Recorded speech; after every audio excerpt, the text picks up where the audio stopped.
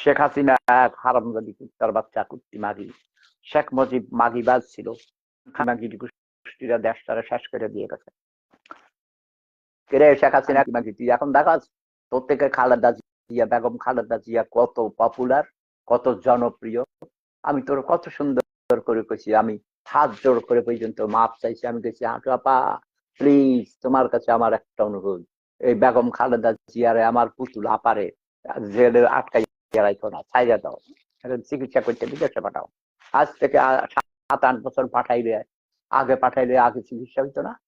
এখন আমি বলেছি অ্যালার্ট, শেখ হাসিনাকে বলেছি শাড়ি পরবা, শাড়ির নিচে ব্রা পরবা, নাহলে তোমার শাড়ি খুলে ফেললে তোমার তো একেবারে, বুঝো নাই, পেটিকোট করতে করেছি।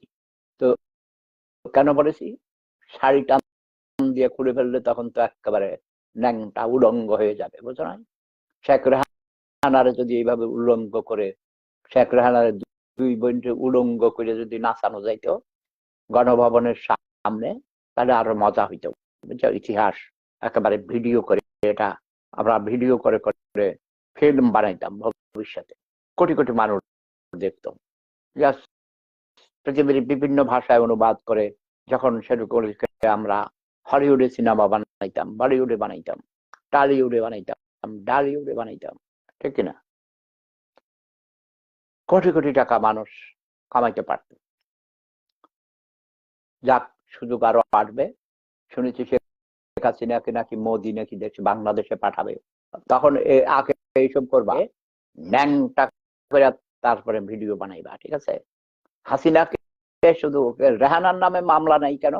এই করতে পারছে, শেখ রেহানা তো আরো খারাপ, কোটি কোটি টাকা কামাইছে, সে নমিনেশন বাণিজ্য করেছে। আমার এলাকায় মেজর রফিক নামে এক কুত্তার বাচ্চারা 5 বার নমিনেশন দিছে, কারণ মেজর রফিক হাসিনা এবং এই হাসিনার ছোট বোন রেহানার দুধ টিপত, বুঝছো। বুড়া বেটা তো সোনা খাড়াইতো না, ডক্টর ইউনূসের যেমন খাড়ায় না। যুবক, এই যুব সমাজ, মাহবুজ আলম, আমার নানির বাড়ির কাছে বাড়ি রামগঞ্জে। আমি একটা কথা বলবো, নোয়াখালী দ্বারা ছাড়া এই দেশ স্বাধীন হইতো না। কুমিল্লা নোয়াখালী মিলে আমরা দেশ স্বাধীন করেছি, ওকে।